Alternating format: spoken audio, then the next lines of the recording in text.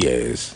Already, me, I think the last 2 weeks, na minimum din come and last week, last 2 weeks weekends, 96.5. Me can almost video to say a popular acclamation omokoye de ama Dr. Baumia. Enya de omokoto aba. Nti we no.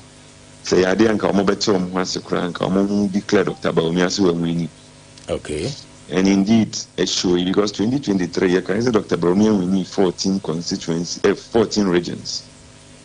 And Saturday, no, still maintaining the 14 regions. Just that only increase the electoral college into diversification. Just say, you know, the numbers, no, about from kakra. But in all, no, the bottleneck, no, say, there, which means we need the 14 regions. Yeah. Baby, and the vote about from the 14 regions, no, shows to say. The popularity, you know, a decline. You know, you should put in more work, which I think after this election, okay, they are going to package him and begin to go out. So, Obesa again. Okay. Now, we're Kennedy in 2023, and so we need 2 regions. Yes. Central and Volta. Volta, over the years, they have shown that they don't like Dr. Baumia. In 2023, we vote Dr. Baumia now. Any endra a Saturday any crowd vote unyana.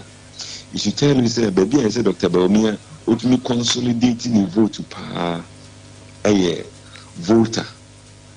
Because I think say voter honor any baby a ura brand a champion to me there. If we need brand we need voter. Sansu we need uti. We need voter any uti. Yes. That is to tell us that indeed Brian no appeal to the voter caucus, the votarians. Initially, perhaps because they didn't like Ken, they didn't like Baumia. So because Ken was in the equation, that is why they might have chosen him. But I think they felt like Brian is a new breed, or you youthful. Exuberance no deba out no eso. Na ohwe ma manyi nkamponko wi I say metimi akasa kakra de me ba che metio pa.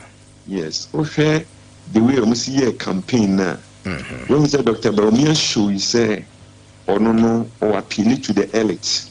Yes, or sanso show e won campaign marketing strategy no say or appeal to the global world. Or sanso appeal to the technocrats. And for continuity sake so no he should be chosen as the variable which may continue the MPP agenda. But Osha Kennedy, the marketing strategy, or no exhibit is or disruptive. Say, oh yeah, penina, minina, you see, may you say. I don't know if you're getting it. Yes. So Ken became a threat to the power brokers. That's that kind of campaign, no, when the party is in opposition. Okay. So disruptive politics needs are. When the party is in power, or no favor Ken, because a party no power. Because they cannot serve all their members, no. Yeah. A lot of the members no will be aggrieved. Into Koko country almost a party ni buy or mama Juma say you're here in 2023 now. It's easy to get the street people now or more this sentiment against Oman Kasamo party, no. Yes. But when the party is in opposition, will be a pay unity in way, you know. That is not when you can say, we believe that my father say you win when you may you see that one, it won't work. Okay. And I think that alone worked against Kennedy. So people who understood this kind of dynamics, you know, though they didn't want Dr. Baumia, then they decided to go in for my friend is Brian. Another surprising be a bear moon, say, Brian for Eastern region. Yes. But we could pull a lot of vote from voters. So I was also expecting him say, on one case, I region no free. I think he had 29.something%. Yes. Dr. Baumia we knew. The question is, if you form Pewana and abundance for Pewana. So then Brian should also begin to work on one case in victory. The next surprising thing is let's take Dr. Baumia out of the equation. Now, narrow down on the analysis of Ken and Brian. Now, mention the Quintia Brian who Oh yes, surprise, mommy. Yes. When him say electoral college in our constituency now 17. Because we 16 regions in our headquarters count man by 17. Yes. 17 when him say a year Ura Canada Japan, we need only 8. Brian, we need 9. So we Dr. Bawumia in China can a Brian. Yes. Yes, the nominal values, the numbers in there, Kenya, Dodobaye, can say, the only diversify or regional basis now. Brian, India, we need 19 of the regions. Okay. Ken, we need 7 regions. But also we need headquarters, no. Until you would then appreciate, say, Brian, there were more support base for more regions than Kennedy. And how did it happen? That is the question I'm asking myself. Said Brian time or the BMU, I would consolidate our gains, it will consolidate 9 good regions. It will win over Ken. When they only can pay analysis. Now that is to tell you, say, indeed the man understood the grassroots politics, perhaps maybe more than Kennedy. Okay. And that the grassroots in different regions, they like Brian than Kennedy. Okay. The unfortunate thing for Brian, this side, they say, the party in Penny for no penasem. When you say, you have Brian and Kennedy, total good to me headquarters, 163. Out of 163, Kennedy, 160. Brian, 3. That is to tell us, I said, though Brian were consolidating the vote for the regional basis, but about party penny for Nankasapa or any support to be out. Okay. And so he should also work on the familiarity, the way bit me again support base at the party headquarters, party hierarchy. Okay. And I think that one went against him. Indeed, Brian coming in with that force, me, seriously, I never predicted. Seriously. Okay. I never predicted. And I think that is a good work. How I wish I could meet him to find out how he did some of these things. So that as an analyst, there are a lot of things perhaps, we are very far, we cannot see it from where we are coming from. I don't know if you are getting me. Yes, it could be savings, but I have, taken that shock out of my argument. Okay. It could also be, say, Bia, Temo Kukura position, MPP Abayemono. He did a lot for the grassroots, but that one we've not been able to quantify it. Okay. It could also be, say, the youthful exuberance, the way he also carried himself as a very youthful guy, but a technocrat. And all these things. I think Brian is someone we also need to, study in the MPP's politics now, of course. All right. So, Dr. Anema Musai, dear, what can you know? Dr. Bamia, Nyamia Aduma, come 2028 election, enipa bia and this is the neighbor. Dr. Bamia bet me at your fan, so now I get power and their man Pipiana. Nkopem say you don't get this in the neighbor. Yen to me said can we see the people. 96.5. Enkosi say NDC for be candidate near who NDC for a mambo na mobu akopem emra ye beto aba. Yen to me can see the people. Okay. Meet me can see me boss say a mambo na NDC bu ni mprempren ya yomi. So amokoso bu ni saa dia.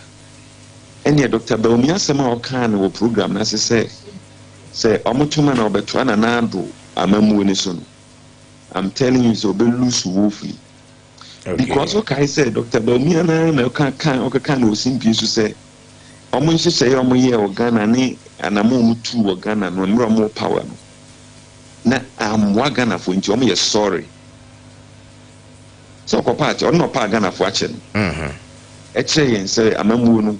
Oman buni oman tie asem oman yiwi ntinama enema nkoyi no ono amuka ho party mpanyimfo ka ho we ka ho na ado ka ho nti omo ye sorry yemfa nche omo na ade wa pa ho ache se enye no na wasa konya simpia ko gyina so se oba beto aso It is that kind of comment be mono. So I'm trying to free statement ni na osanso koso betwa na na do amembo so with cathedral na mo kotutu haircut omo de becheche nkokora ema omo ye demonstration 2 weeks na mo nkokora na be ma ye ti ase se obi mo enyo music anti omo anto mundro mo wu no or this kind of message ne the Bible anti Ghana for be san kai yawa omo de Ghana for fam. Okay. When today we are having price stability in this country. All right. And ukra 10,000 ukra 1,000 unim sa dia auto 50 cedis last month no be ko dwom na sa na echi. And the nipa and the car or fuel na Australia 2,000 no and okojina on ma 1,200. Invariably abana to en wenya so paso 800 cedis. Okay. Intima make can so about the trotto ansem ne so. Obeto aden so. Inti I think it says NDC for failure. Okay. But we will not praise, we will never praise NDC from failure. Why? Because you know it's a ship. Yeah. And now you go as a ship on sink here. Yeah. If we praise a binding succeeding. Okay. And the way they are going, we only praise a young Kupomba. Nanyama are stabilizing. It is a Nema stabilized here. On train one Kobona do Dinis and Nema no ever the campaign. Manyasa. Sir, 61%, you know, so we are 41.76 general election. I'm kind of in yes. When we are 56, no, or the baby binya 33. All right. And so he needs to be guided by how he is going to carve his message. Okay. On try name message, you know, how the baby no. Oh, I'm some be careful in such a way, say, enquire some baby based on another achievement. What I can remember, I own another as an analyst here, seriously, it be a free SHS. Because even government's flagship programs, somebody by planting for food and job, anyway, AVH, and a Greek minister said, "Boy, you drew your 5 cities." In a Ghana food trouble, na Ubaku just now, but you drew 50 cities, 100 cities. Okay. Into most of the policies, no, a flop way. Into Minia, I think it's a Baumia doctor. He has a lot of work to do. Oh, okay. His only prayer is the NDC should fail, for which we are praying say it should not be so. Okay. We saying that you sure so when you suka cotton fuel. You see, I know. Yeah. From now. Yes. And you crowd 1,000 cities. At least in Yama Bono and Emma from Pra, which me plan year with 1,000 cities. Okay. And I think over time we are all seeing it, and that is how Dr. Baumia is going to suffer. Okay. So, Dr. Musa and Samuel and Afenyo Markin, party unity and Cabo Mabeba. Oh, in Cambon, yes, I baby. Obibia, or ye aspiranta. Or they can say on pen Cambon Sisi, and not as any panodin said in the funeral or they propose. Because a Nema Adeba Copen Ebemen Nipan, what me can say or training one free party anymore. And they say in elections, you know, and free and fair. Yeah. And when the aspirant can say party ni men dini they said the ora lan ko joche maten dia ye no. This is the party ni men dini ye ntino. Me gina so na free party ni mu. Na sabi party ni wudi ni yi. Yeah. Se bibi anko ya eye mo aspirant na nkasa mo ho. And if you have personal problem, it should not affect the party in general. Okay. Because our personal problem should not affect the work. We can do the work. If you want to know when you're young, me, and you'll be an young. Yeah. And no be answering to me, young. And I mentioned to me, you'll be a young. Now, she be doing a human, I see making sure, say, row as will be a play, be an day. Will be a play. MPP is greater and stronger than any individual in the party, whoever you call yourself, whether you finance the party or whatever. Okay. Two party, no be channel party, no. All right. You know, say Ubina Cassette or now Cassette Ubia because of the party near saying to me, they to the church or mine or mine D, you know. No, to me, as always personal interest in my unity, ma. And I believe based on that, the party unity will be there, but individual unity in India might not be there. Okay. And that's what I believe in. All right. Doc Mamusa say, Omani Navy, a home here, say, Dr. Baumia be in a running mate in Tamana. Well, omo enyina so nti omo de koyi omo candidate in intem. Na running mate na de Mrs. say omo mamre kakra ebia even by the close of the year Christ it's okay.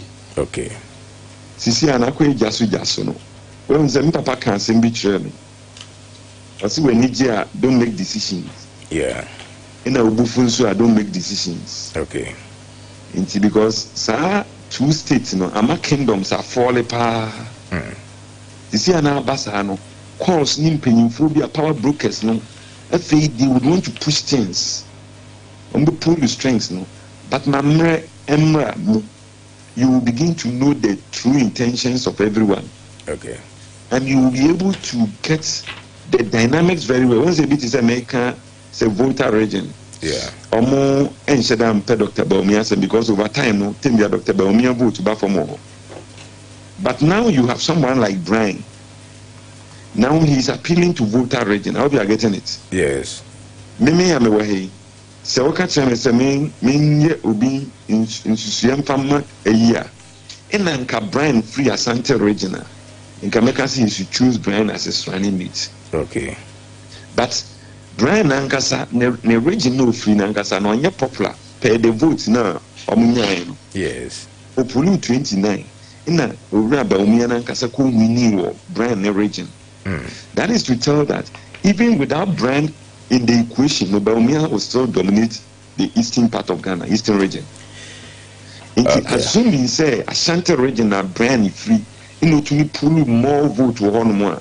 You will see say Brian will be an ideal candidate. Say, will be consolidated against in Ashanti region and consolidating by rationalizing the NDC vote in Volta and OT regions. And now the dynamics are very opened.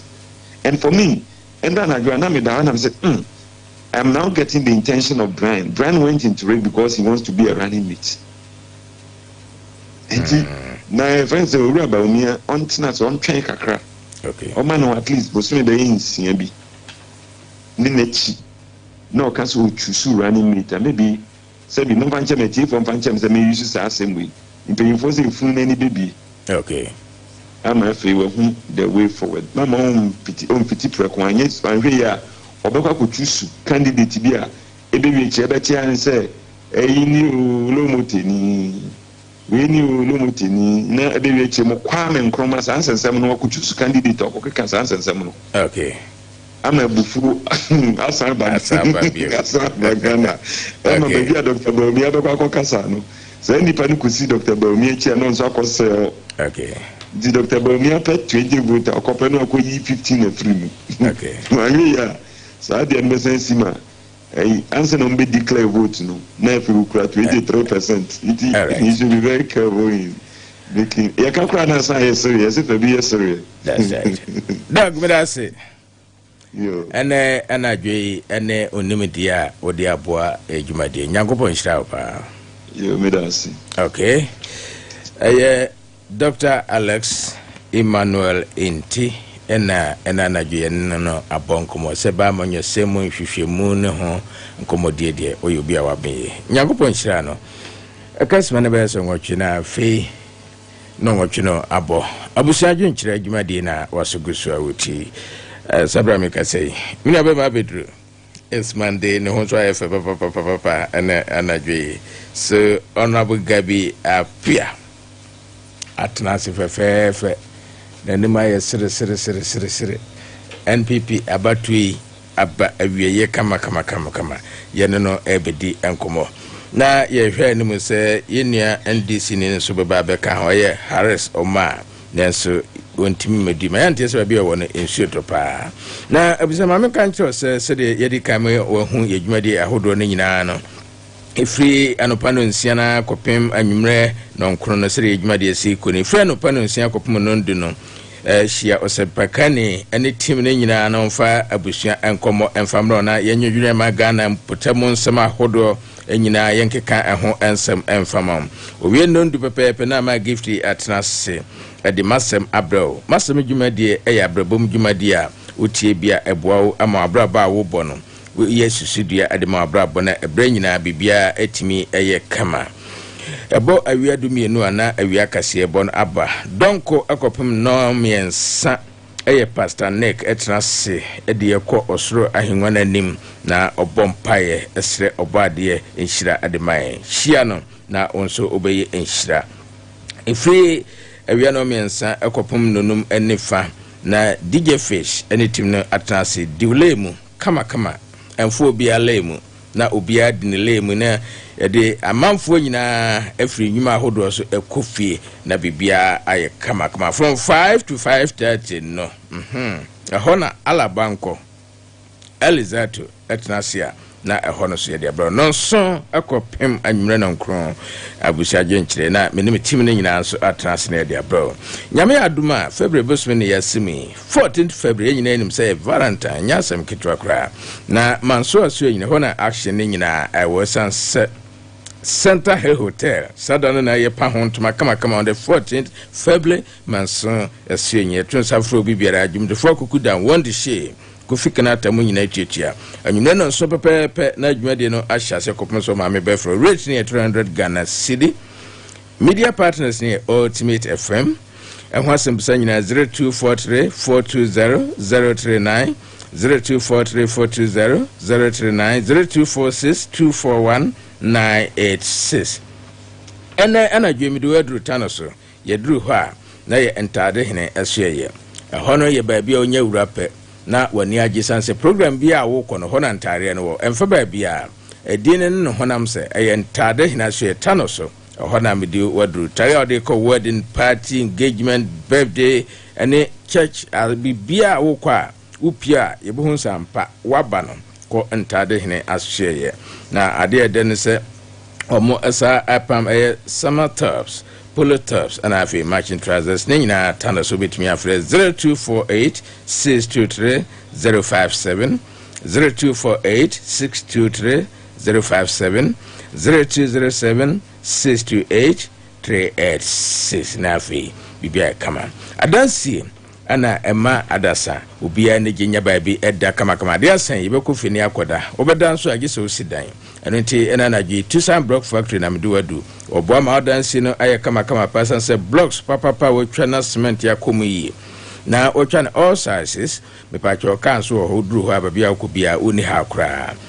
pavement blocks nyina na yobu anti say ka blocks wa na Tucson Block Factory ena ye kan fodo ma cha okroma giso ena yewo friend 0246 505 327 0246 505 327 0577 723 Nina Chesa Hotel, me pacho so was Santima, Babia would tear me across the country now, especially Udra Shanti Regional Pepe Biada was Majuju, to be our bamboo in a base saving.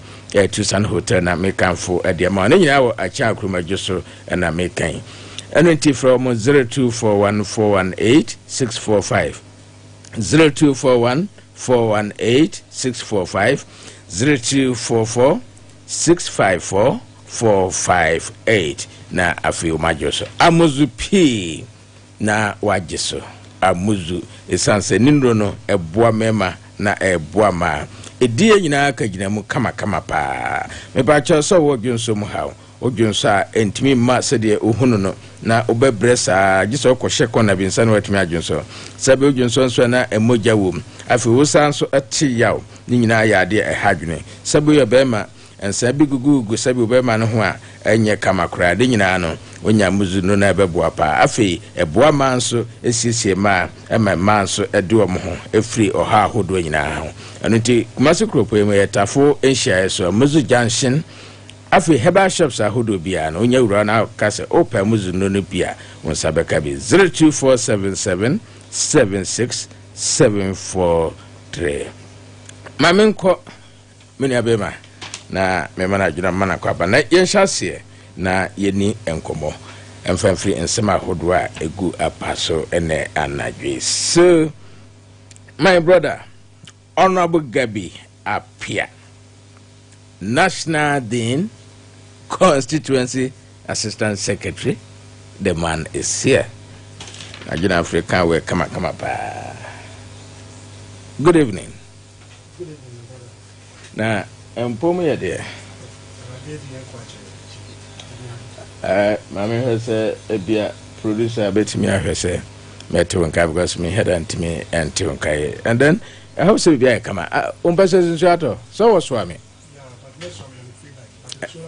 nsu ato ho okay minya hwese metimi eto nka na me hwese meto nka okay mama hwese afire me majo aha baby I find there oh everybody dey nkwache everybody na say and then say Monday yes so ahia bi and enkoma ahodo a yedie oba na me ne Dr. Alex Emmanuel Nti and ebon komofa mabato a ebas last Saturday abato no abawe empanifo ahodo akasa wona ejina ne nyina hyebo se wo nyina be yankabomu na party no akonanum Dr. Bamianso akasa wakire party unity se mo nyina amba hihye party no na party no come 2028 motimi agitumi eno ho a yeka ho asem eno achi no NDC as a party a wo na ebu o man o mabuma so national chairman Yewia Jensen Asidin Katia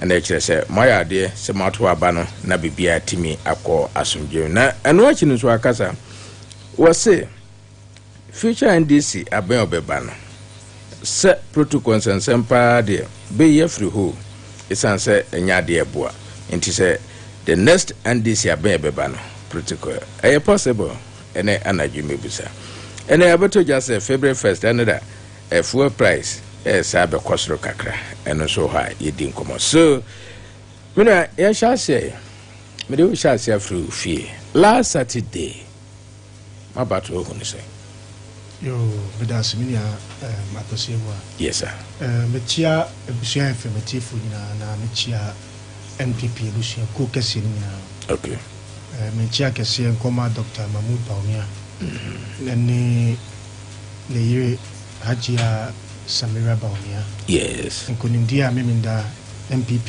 delegate na ede ahye ne animunyam no yebona baso na yemanitrin kwanso the tosumi no be kwama all the other aspirants are omo a contest here yeah media na me support Dr.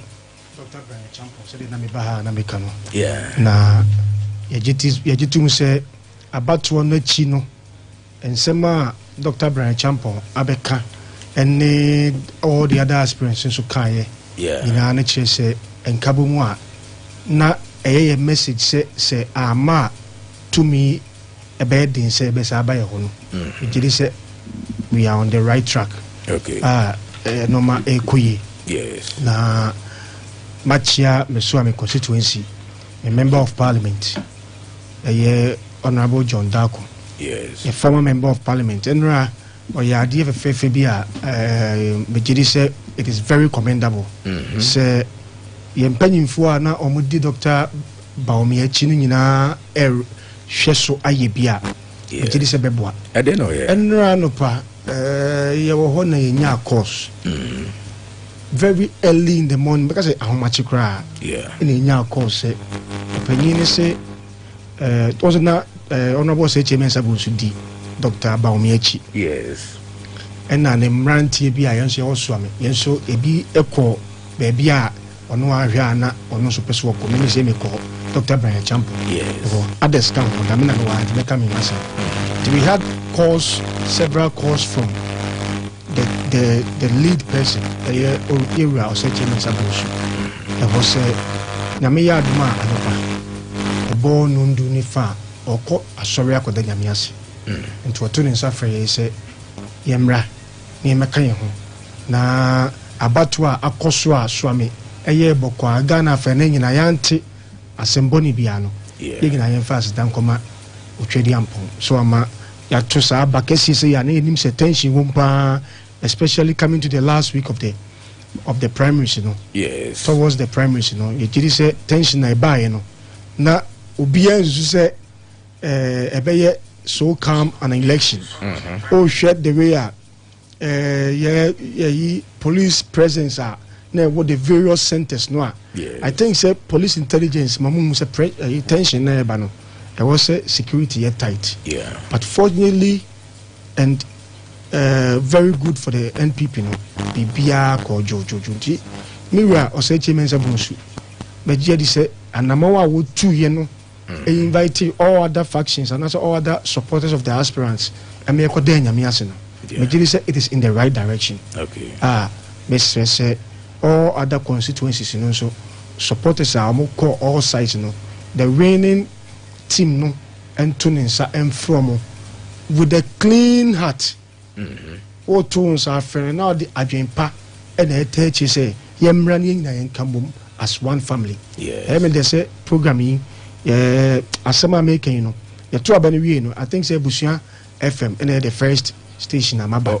Inti yen come as Abusua. Yeah. Na Abusua mu no yenim sem papa mu but obi every abonti meka yem Abusua kan nsengu nibo. Debbie. Abusua sorry. Yeah. Den kabum afesi nipa wa abonti. Yes. Now is the time say was a FAC NDC. Na yehwe ekwanya ebafa so a ebesa ba power. Na de Ghana agina ye because Ghana for nyina say without MPP Ghana ebedi emiasa say the NDC for ashasi a omo toto no mabasa yi. Nti me de kakra metima kam. Okay. Ode kakra obetimi aka. Say abato no aba wieye. Do you think say party unity beba upon the campaign time heats in some of them? No cre say akunya to wofia Abusuafo na pre nti ya na watimi wakame kakara krabi ho me gidi say eni say go overboard.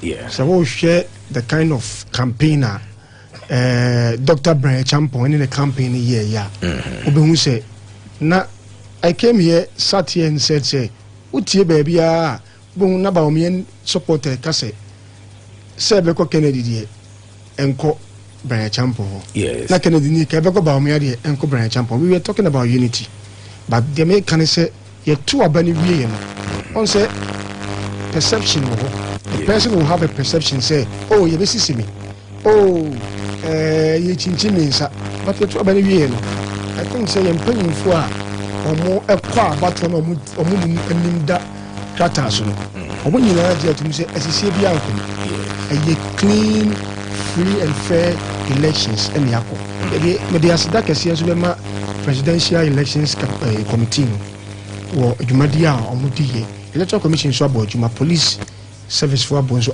abodjuma enti enkabo mu abeba no eye se wan sisi me na wo bom masum da ho na wo bom yem na wo ma me nsan team. Yes, eno na ebema nipa no ne mfia twe no na on printable mu yewura oyi Kennedy wa hina Japan akasa kama ne so o kasa kra na ansa na obekọ event na se a o kasa wo fie no o te se na ne supporters ni bi yes no can no vote. Yes, o ka che o mo se sa asem no o mo njaika me giri se the last time no na omo kasa no sa asema o kan samre no wanka. Yeah, but this time around he told his people right at his coalition center say no can no vote for omunyaika and na osa to aso call event national offices no and as a national headquarters no organize ya osa call didn't support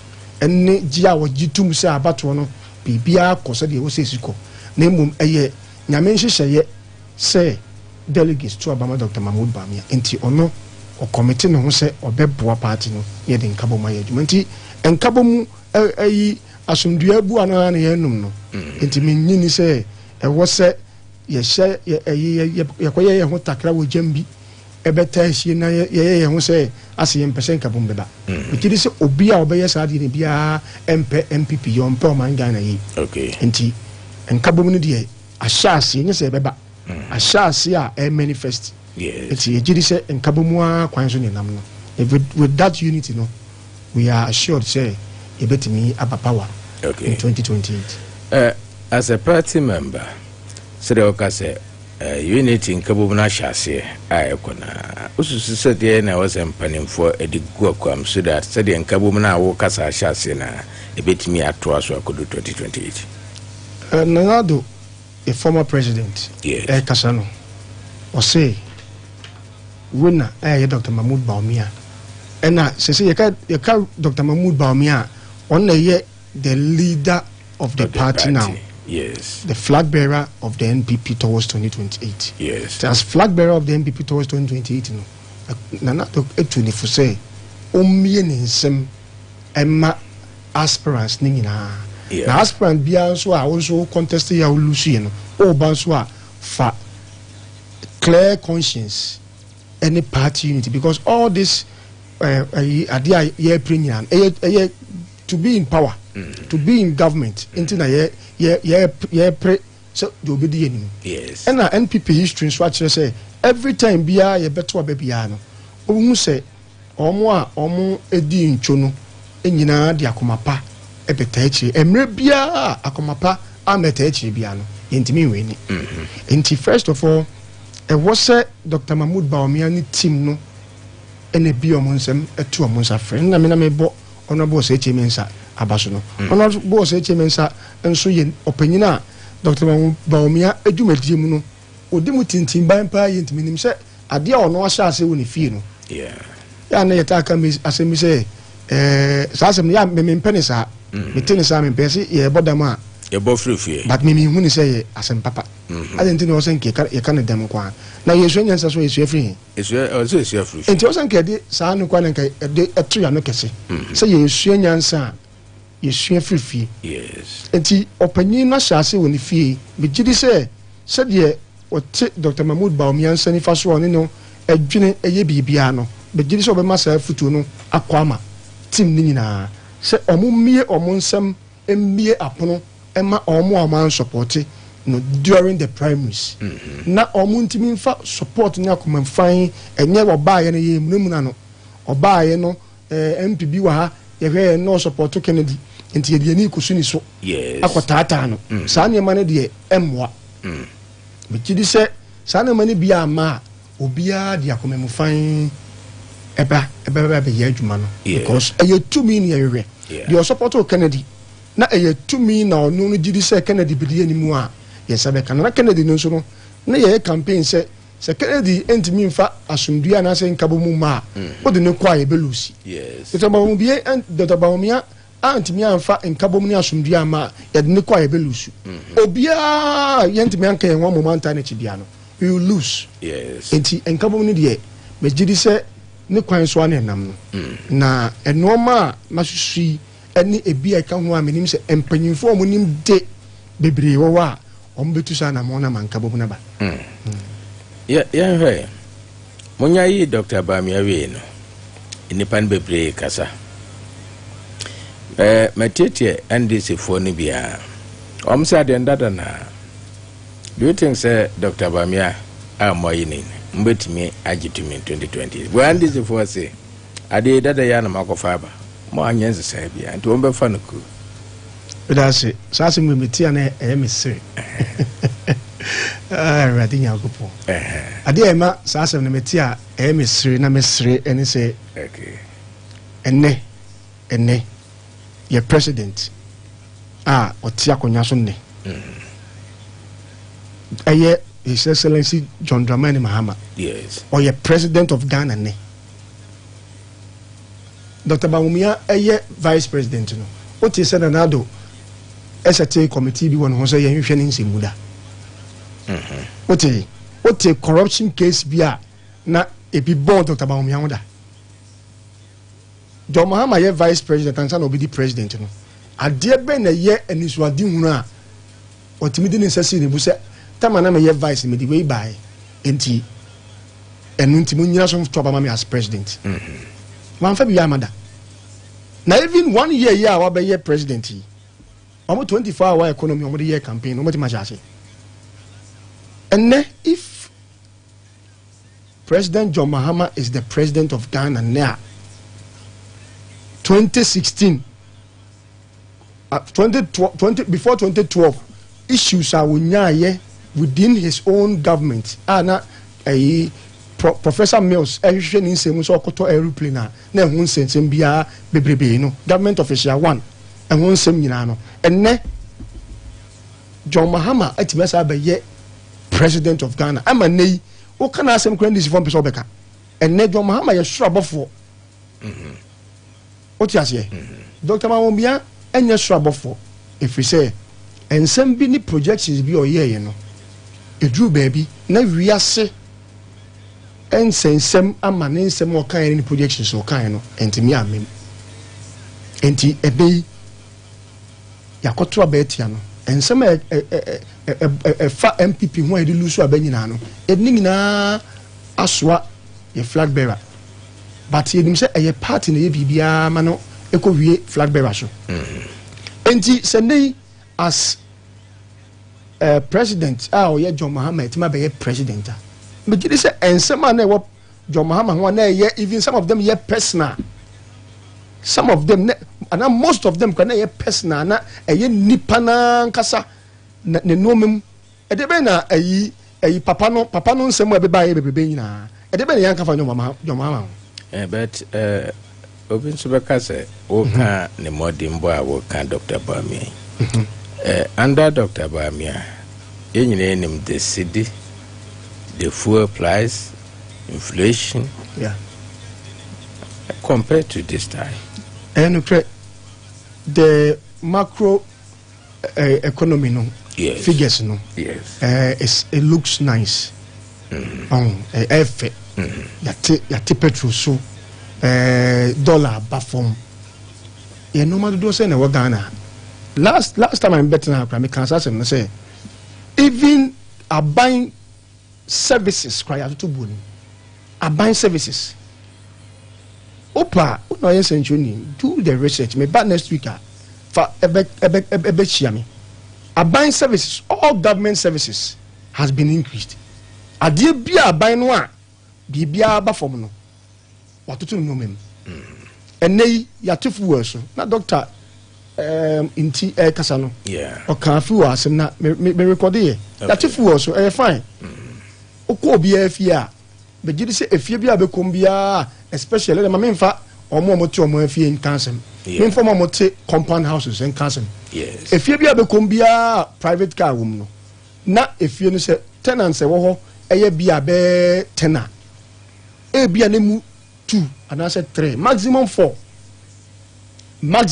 on the crime do maybe 2 or 3 in a use private car and now on to fuel ne bu na ere abafom yeah omo aka ni nyina efa public transport echentiade be na yate so lorry fare be na yate so kuro be mu me ba what I say okay even ene kra no enkofo kita scape car fro kra na omo nya bi enti ama drivers ni bi nso e dey apu ye yi apu bona last time na ye say national security for atiesi kromo mo yes ade no a ye say apu bona efrimu a original prices na e was ye gene yate so ye nte so enti omo use private cars a omo yate fu so omo ho ato omo no omo na etimi enye sika e di ni dollars o because adie bia no yate ne boso eno yate no bi boso I won't me generalize no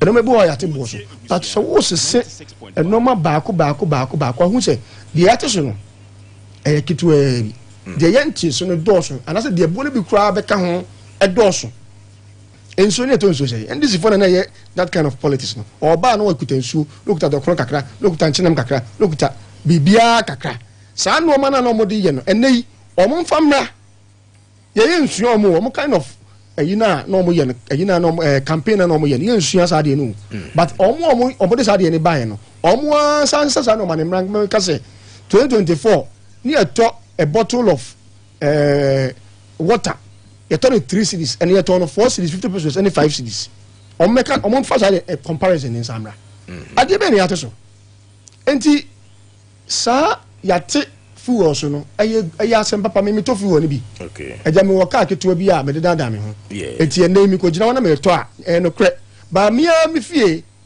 nipa me no mo te no dodo na anyu su ka omo kofa trotro enti trotro no mo kofa no ye ntake up case ka ne bo so yes enti nipa no me ngidi se nipa dodo a wo Ghana ye wo private cars ene omo ye wo Ghana ye trotro no trotro for no do so chen omo wo private cars enti eye cost 90 and fuel no kwa no aban side the tax atusu light bill Ghana ni be na ontua light bill Ghana for the say na a top two they don't say the light bill ya tum how many times within 2025 water bill ya tum how many times within 2025 enti eye crop the John no maybe na ye I'm say Bank of Ghana they be buy and che omo end of year report bi a ba abontin say your tons are NPP are buying a free Kwame Nkrumah press so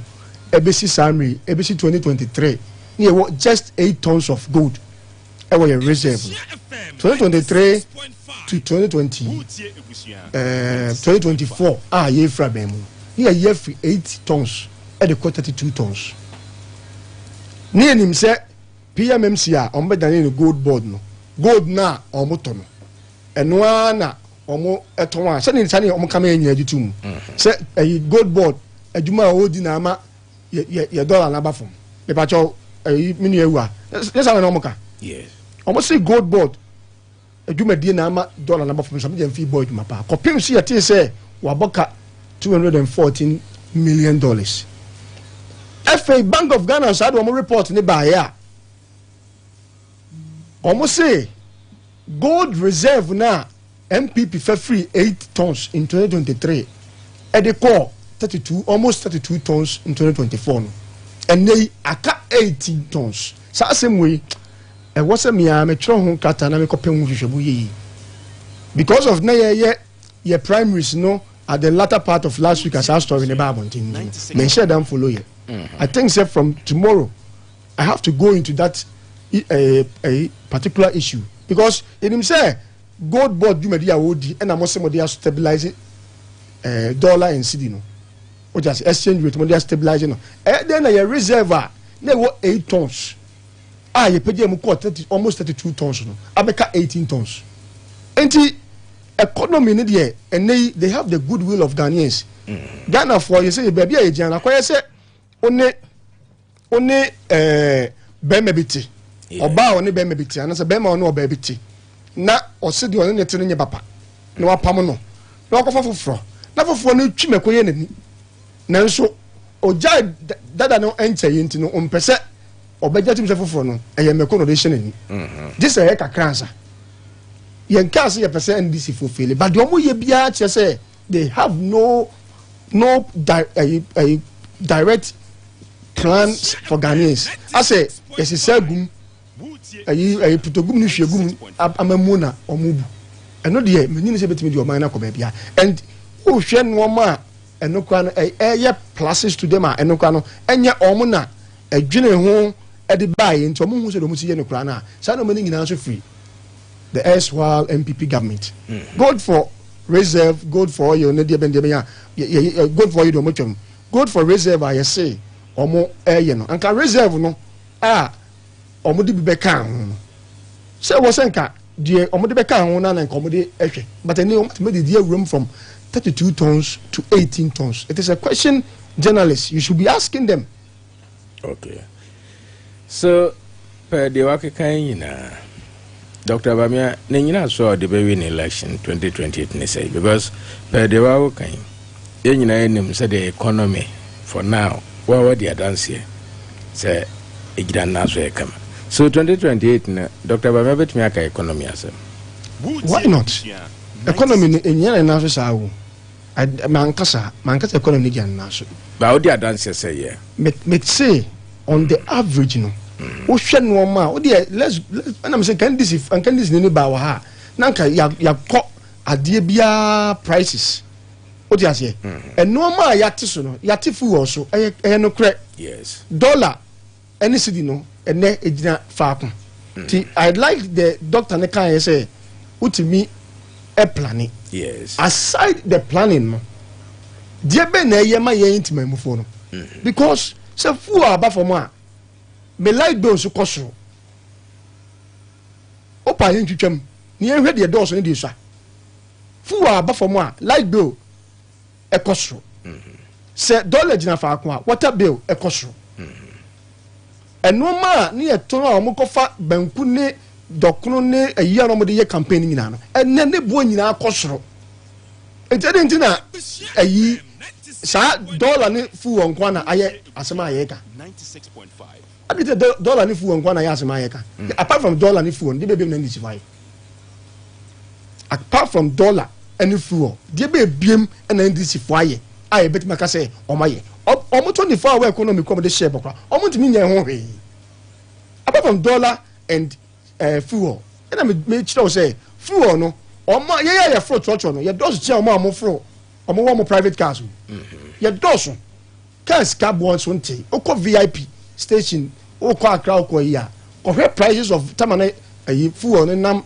14 ni ade no that time no ɔhwɛ VIP price na hwɛ ne price there is never difference and it is much ado about nothing saa nneɛma na ɔmo yɛ no ntimi nsane ma fɔm ma yɛn timamufoɔ no yɛ ho ntɔyɛ yi ɛna meka kyerɛ sɛ sese ne deɛ they have the goodwill of the good people of Ghana what does it the good people of Ghana no they have the goodwill say NDC foɔ yɛto aba ma ɔmo nkyɛn nti yɛ ma ɔmo kwan na ɔmo yɛ hwɛ deɛ ɔmo betuma yɛ de ayɛ nti yɛn ntimi nka sɛ 1 year yi na Ghana foɔ nyinaa asɔre na yɛ bɛka nti na MPP foɔ kora no yɛ ka ɔmo asɛm a we are very careful because yɛto aba kora ti a yɛ nkyɛn enti asɛ ho ahi wa nkasa wo no oba tena oba no ɔse wa gyae wo na wakɔfa obi wa hu sɛ na wo hu sɛ na wotua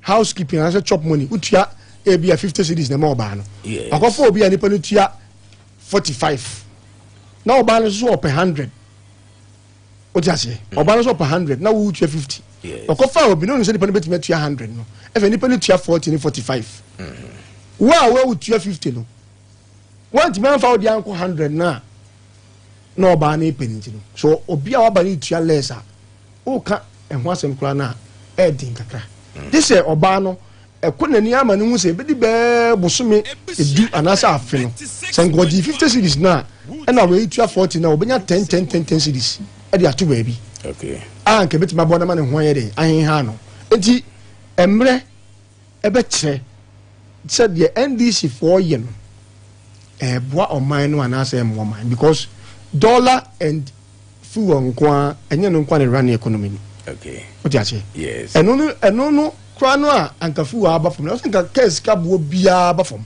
me what you say me tie pa aha e was nka case ka bo aba from okay e was nka first na PURC number 2 omo beto live bill mo na say utility bills number 2 ma na de be na mo ka bridge na no mo de ba ya ne say dollar na ekosoro yes enti omu so esika omu tua in dollars and this year too yeah and nay dollar na ba forma ba ju ba bia adui nso omu da so tum ade enti na nka ne ya nka na e ba form no ya nti so ma ye ma ye ho hin ai okay so mame sorry Gabi dia wo ka nyina na moto maba wi na otie amamfo bi e kasa obi te se hopes na do watie no mintie onya ntie no so wona ni bo abetima ba meti mintie wase MPP asa ko Dr. Bamia de opposition but na wa chepa sanse Dr. Ghana fo nhyeda nyi Dr. Bamia ni so wotin sembi se afa ne se hopes na do de se was onya MPP ni bi yes nti saa na obeka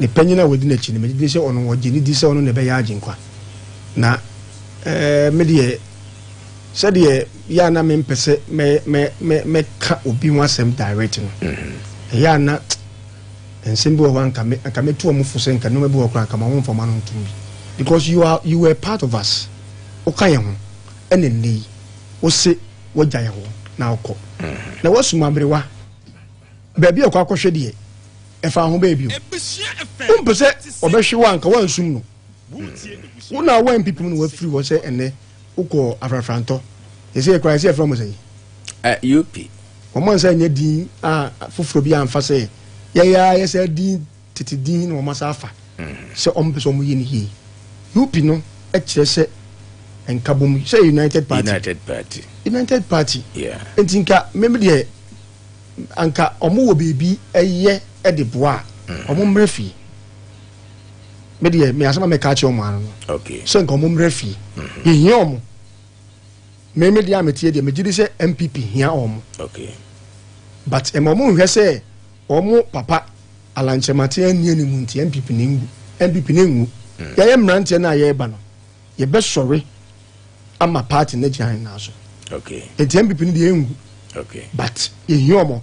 Ti sansem no UP for mu nya kan ene de me na asem ye Solomon Owusu ne nsem bia okeka se ye to abani wie ye no ohun se MPP fo bebre ewo omo office some be register odina no keke only talk no action ene ayi modern AI ayi want me anfa a picture of or video of nipa asala omo office omo be register now TV so e grantee interview say ayi nipa egum office and na eto de bia anka mu ka o kasa no nanka ba bia anka mu ye ni interview nanka mu asma asemchofo bia mama ko some monkonko say ade e ko so ade o senka media for ye dey e capture nanka asemchofo afa ho boko akọ but ade ba kwa na ni say that due diligence aye kan wasemi ensemi boy e kan sa e kan tra na e jani panama na fa ne hodi okay o ti ache enti Dr. Bawumia de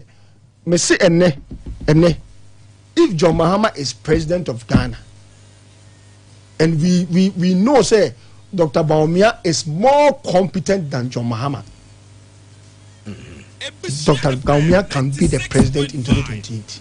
Okay. Because when NDC for achievements or NPP ideas, don't forget gold for reserves now and ne. Some them from my to gold at the yen. And you mean this argument by you. Okay. And what dear, let's young Kuya Kakra, Ghana for better as he. Okay. Because I want you to buy, not John Mahama could just simply so, Amanonia, or you to say, Sansamania can Ukraine war, any COVID, we are seeing now Africa, can Ghana, so African. John Mahama kept saying that. Okay. What you say? But no, about Ghana, no, they're bare politics. Or saying before the you ain't me more money. Okay. Na mebusa Dr. Alex Emmanuel to say, Hombe here somebody more running mate in Temana. Do you think, say, as a party, Mbaby beside them? I know, dear, I think the running mate matters, but flag bearer the ultimate. Yet once we have our flag bearer, the party will sit down and plan properly. Okay. Because na intentions what your party yes. And who boy say your flag bearer and temwa one na akoye de see back no because back no immediately after the presidential primaries and immediately after the parliamentary primaries and yekoyi presidential no so na ma this time we have almost 3 years to the general elections. And flag bearer a running mate a man temwa meaning is a be hardwini. And Miss Fwa Dr. Ntisu Soka say it me the ending of the year and as early next year cry. Which he said is in order. Okay. Because obianya party aduma na yenya omunya kwantimi nhwemu yi. But don't forget na yawo running mate bi wo hodada. I don't know. Dr. Matthew Poku Prempe. Anti Napo and so Jumedia would did the boy Dr. Mahmoud Bawumia. So no and the running mate issue no and your part neji. It is the sole decision of the flag bearer. And they been say one me gab in a year juma a bit me abuano. I didn't the news for which I say it is not the party for the party to decide. Okay. It is unknown the big decide. They say we pa way na me you know. Enti me say e ho de yenyan ma no no fan kwa adwendwen mu. Okay. Na over time then for the next 2.5 years 3 years e be kwa aba no die. E wo say otimi enya abotre wo hwem say Dr. Matthew Poku Prempe no anu hu ni say obetimi na ye adwuma. O maintain no. So hwe na owo nipa foforo bi a ohwe so na ebeboa party na all we are seeking for is to win power. Okay. Me da say Honorable Gabi Apia ana Otinen Kano. Oye regional communication team member Shanti regional PP. Yatu nsafre and the Sinanka was Harris Oma ana Eba. nanso manya no ntia sɛ baabi a wɔnam sɛ nsuo nti amana ntimi amma enti na wonte NDC rep enka anyimre jimade ne yɛ abusua adwenkyerɛ ɛna sabra sugusu na sɛ kɛseɛ nkɔma anointed the generators expert yɛka generator diesel generator papa de bia meka ho asɛm auto machine a hwɛ sɛ auto machine papa special generator it's so one to papa ne duru baabi na hyɛ asɛ sɛ gyewa wankasa wabambabu paa ɛno nti ɛne sɛfa generators papa diesel one na ɛho spare parts ɛsa wɔ hɔ na ɔmo obi ɔmo nimdeɛ a edisei na sɛ ho techima ombetumi asisi ɛde amount ɛno nti me kanfo anointed the generators expert ɛde ma papa ade ɛde ne sɛ open generator arrente every 5 kVA 2000 kVA ne nyina mbenya bi ɛde amount sɛ odru increment ma Kwame Nkrumah Avenue Falisco traffic light omni Geico office adabraka din hwanemu ipacho number obetimi afre 0540 100868 0540 100868 0243 480 334 na omajo se yeba kumasi kropo ma Shanti Regina mipacho TT yard hona o komayanka road hona ahonso obetimi afre 0243 480 334 0243 480 334 0544 340 589 na omo ajoso takrade menkasim and so bo homo White House omni Accra station no ede ehwanemonti ehonso oduru ho a omo ebebo apa mediwadru Bantama High Street ya woko GNTC hona Unity House yene omo enedi ehwanemu Jeffrey Praise Computers debia me kasa dwumadia enne yedie nyina no we computer frima enye enti ene so pe brand new computer use one laptop desktop ne nyina no obenya bi dia ma afi projectors CCTV cameras ene ho akade nyina flat screen ne monitors ne nyina no mepachew wo mo atunto bi kama pa afi nyuma schools and sorry hospital mo nyina no mepachew se mo pese mo ye setup ICT lab ne nyina so omobebo so sefa computer ho dwumadie biade Jeffrey Praise Computers na me kan form de ma Bantama High Street omo GNTC Unity House omo ne omo enedi enhwenemo 0244 026 203 0244 026 203 na omo ajoso kama pa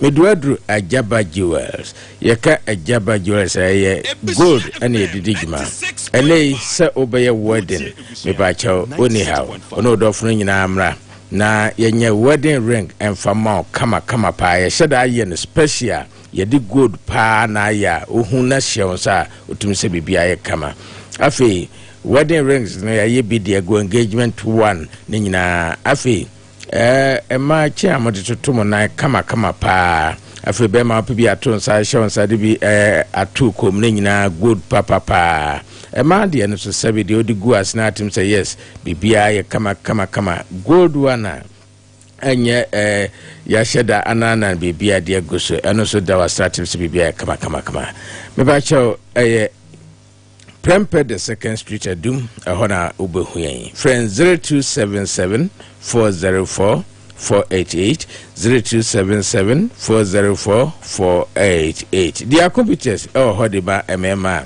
onya binase obuba kama blue face onya hangover na aduane bi ansesuwe no atimi di ne kama pa afi boa mema ewo mpaso sansa bibiduro bi ti se mahogany pepre ginger kekaduro ani no bra hodo bebre na yede aye enti enei kumase ahensan na obehuyen 0597 578 800 0597 578 800 0244 606 498 Gabi Yo ebreka kra yenko the next one the national chairman NDC Ira Johnson Asidin Katia akasa dia fa protocols edru se bambonyuma ahodo abanyuma nyuma protocols ahodo was future in this government ebe hasa na befro ohunu say wonne ya adwen future baby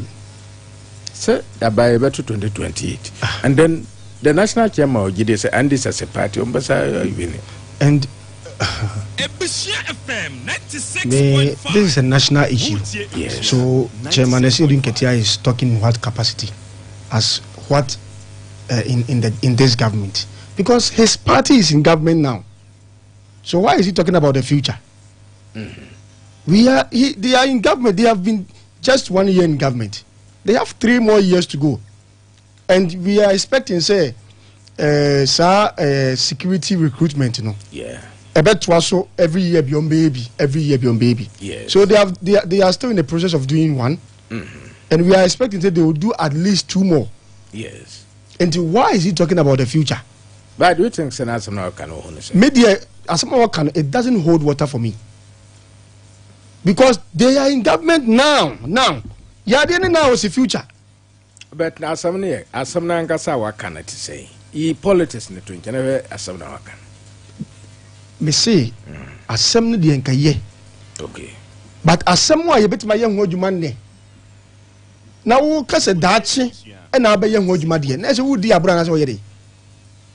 Huh? Enti yenja wo mo na this time around there. Omo pack omo nkofo ngumu a ne enka se future no. Omo ama power. Ne ya kase okoka asem nti future de ye nye no se de ono no kase esie no. Anyways, be gidi se Sana ya yenwa for all this while. Protocol sem no. Edu baby a enya de papa. Yes. But the kind of pressure ya Ghana for no aya na protocol na nko ya ma ya ka ho nsem no. Ama ye ho de a ye see protocol no nye. But go and see the kind of pressure Ghana for the members of parliament. Any people na this for now or no chairman now work asem no or no one the kind of pressure e ba no so say as we national chairman ti omo na obi nko soja omo na obi nko those services nim as that pressure no e for this pressure na politicians Ghana for na 96.5 the pressure na politicians na politicians ya pe na ya na nsembo ho na de ho akofo for mu na ya sada ye tansa esada yekum.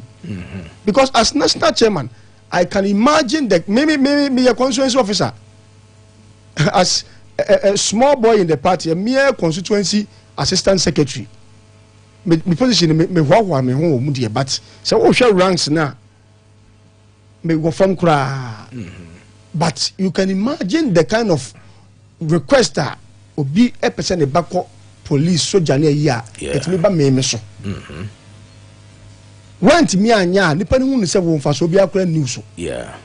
Want me am one.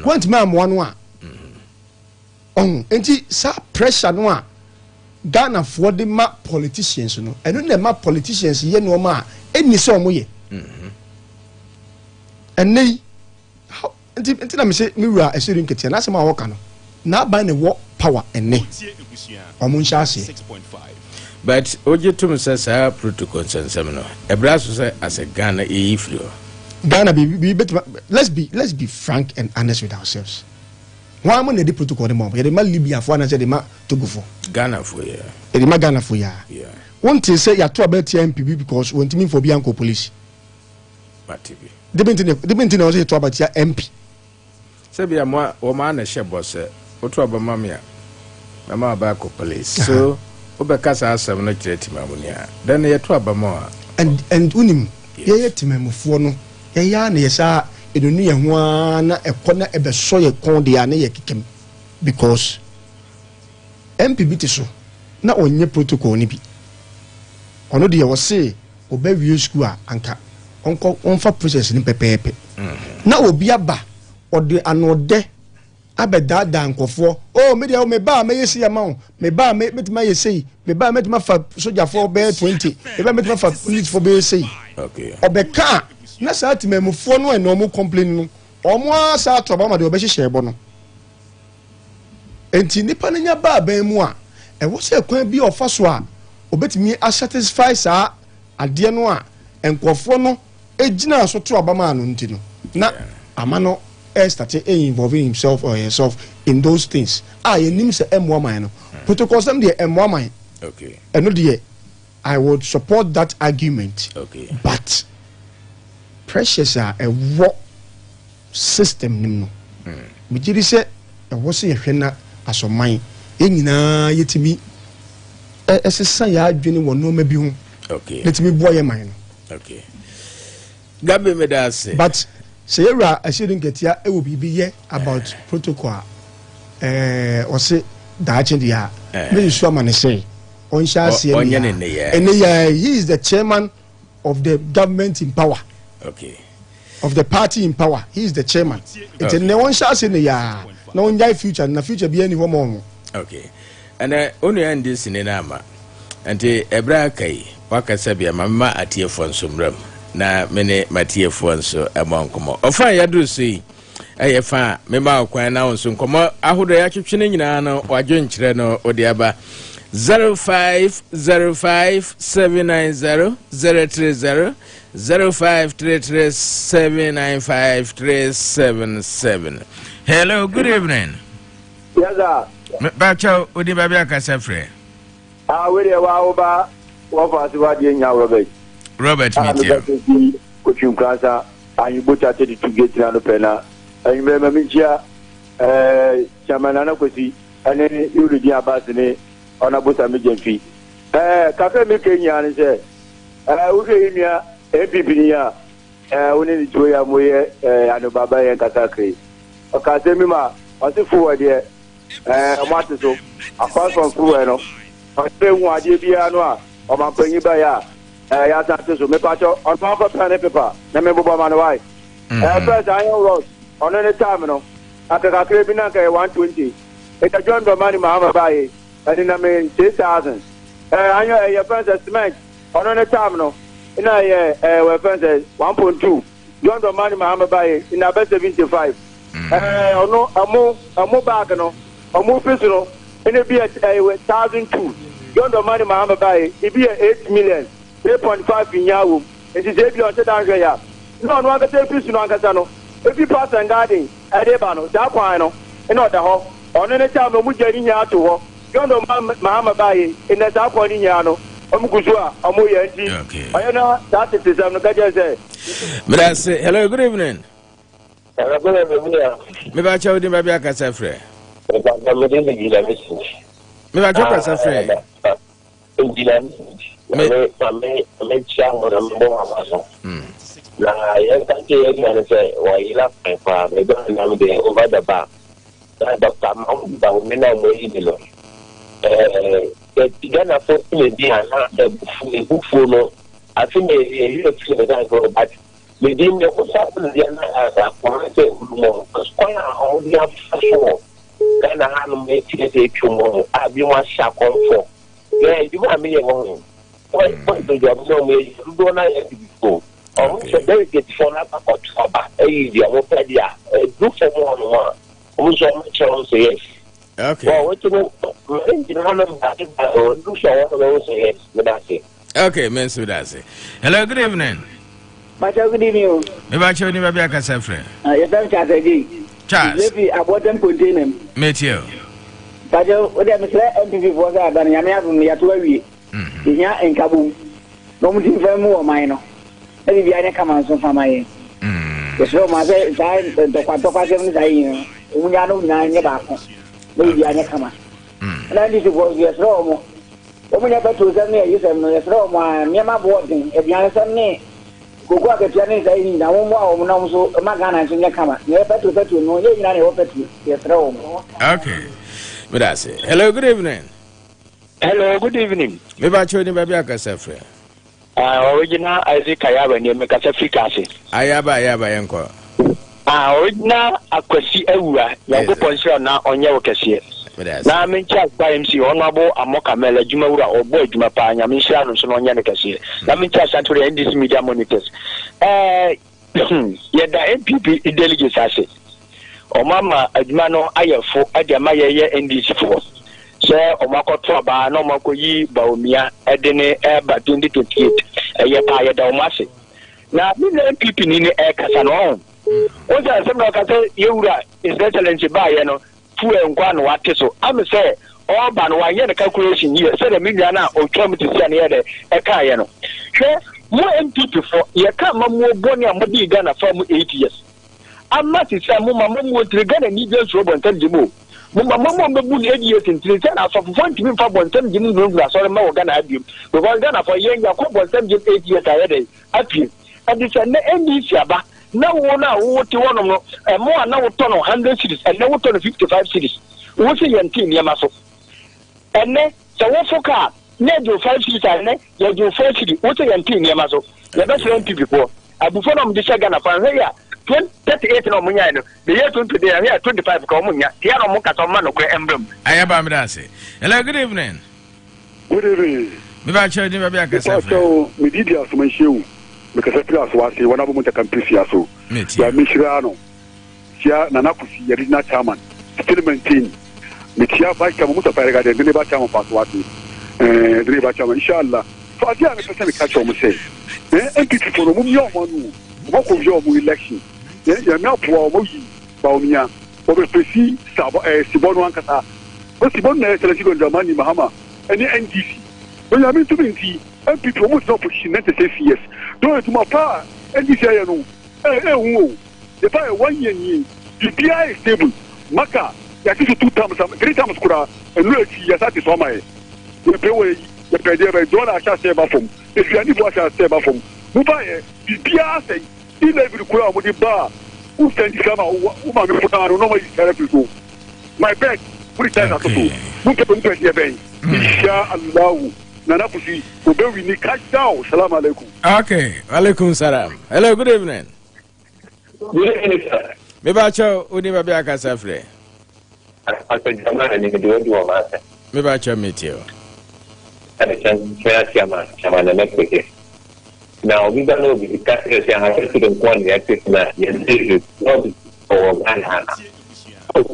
Isan boy ne propaganda mo ge ya ya specialist ko ni ba je to ko ano ko mo ba de ne tse ya tse ko tra ko ani tse do la ne tse ba ne a ba ko mo ti ba ka ne mo ni ti ko la fa ti ne do la na e ko so ke e su to wa si ko ba prende ma ma ne a tu ko ba mu te e ne tse so ba ye ba ni me na wo to ba jo ba ni ba so ba ko so ko and then you are going back on it. I don't find a back on.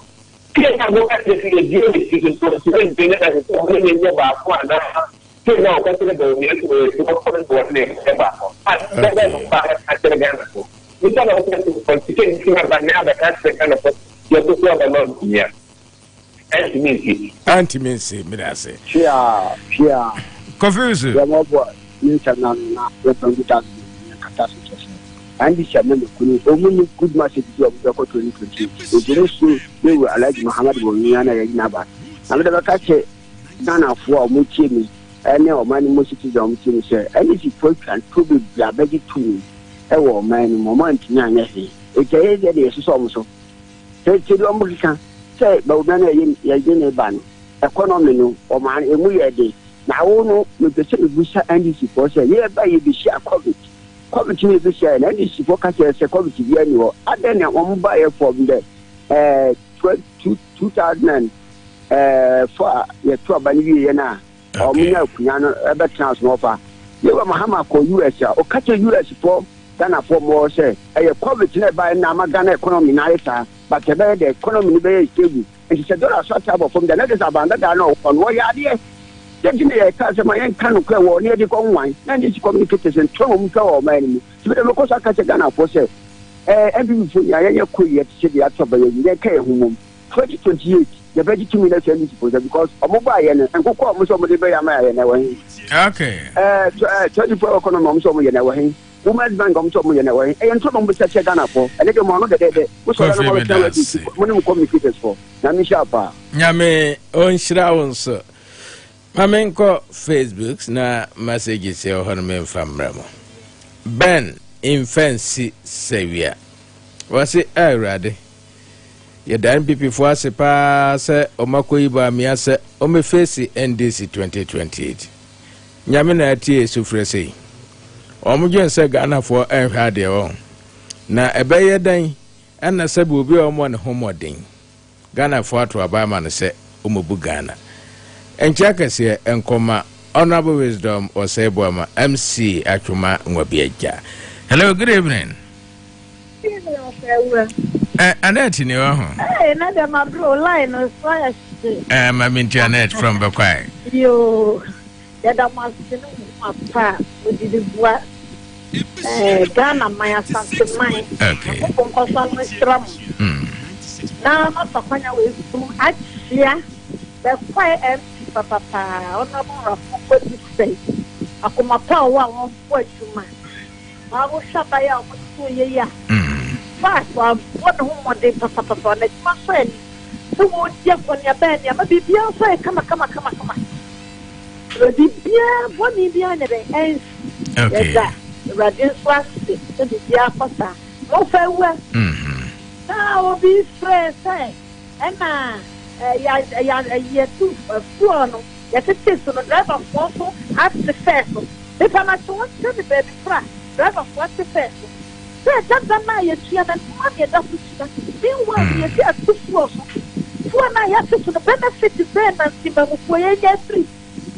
Hey, therefore, I need to the same kind of monthly I went to the fire. What's your more than 50 cities? Then we acquire an eye by. Okay. Well, I yes, what because don't correct or give us a money access what I said. Price that I'm at one, or be $1 above. It is a dollar number for man. Yes, benefit from it. Okay. So when you know, okay. This year, in fact, one night I see a Sabbath to Papa and area about it. Almost to that driver for any now, the younger pen, woman the passengers, the younger pen. Okay. Annette, made us say, sir, also at the Argentine about Isaac Ayaba, or say, were heard the free Cassie.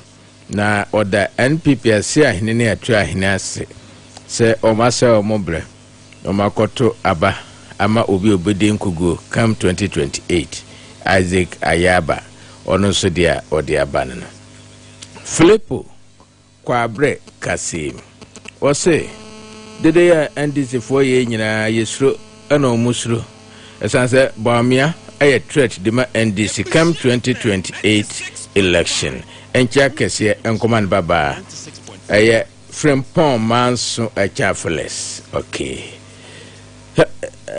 me brano yes mama ko family school. Hello, good evening.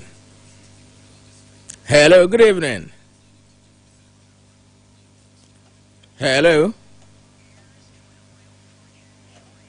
okay. Men shada ante nenkaye ante mini afache me se mensa antimi enka wiye okay aye kwabna ntembrefo onde na wase memusa aye gabi emfa ono ane former MP ni dwumadie ni modimbo owo ni mpasiaso okay menso medasi bebre okay mame ehese last call I bet me a hello, good evening. Good evening, Katasi. Me ba chodi me be akase frɛ. Ani. Maminti. Yeah, that's it. Yeah, that must be papa. Na ya da MPP for so ase. So mo tinya ko pa ubia. E bit me agina so afura ko yini e mana ya hwehwe no. Because Katasi because say u penti da na ko na sedie kran wa. So u nya sedie no. Na ko to antonya to ko na no so penti da yo. Esa obi da to obi ka na da wajene no enye duma na se utiri ni fito. Etinyame adom di gina no so fo e ko yini e ma no e tira ho de a. Bala. Ye no na de me kan se ye da o ma se. Obi si suru. Ade ayi hu ni suru. Eti pade me yu media e si suru. Na wo suru so a na ho bo ho ban. Se de ade pro no e me bo mprawo. Enti we de na me adom. Ye da to mo pala. No anu mbe yi. Akwa ko yi ho e bi. Ye da o ma se mo no yo. Okay. Meso meda say and golden boy and as on so the dear free man point was say good evening Abusua FM, good evening Anes. Was say mo boy mapa Nyankopon Shanet Anas yenso yeda say was say NPPC ahine atwa hino maka say so makoyi Dr. Bamia say on into Franca edema mo edema wo mo pa nanso omo eremfi say Bamia pa de any opposition bet na ho ariache okay wono so de no nana aboaje ras nana aboaje menya o message ne Nyankopon hira medam nyina se mune yetena free non so ade abepum sabre na se kase enkoma Oscar on hihye dwumade no DJ Legacy on chinchin fidie no mame abeta ofie on so boa production pa abeta good evening medede kosi Awuah Mr. Nafe DJ Legacy Traso nyame adoma china yebesa ahia biom same time same station Nyankopon chama nyina bye bye ene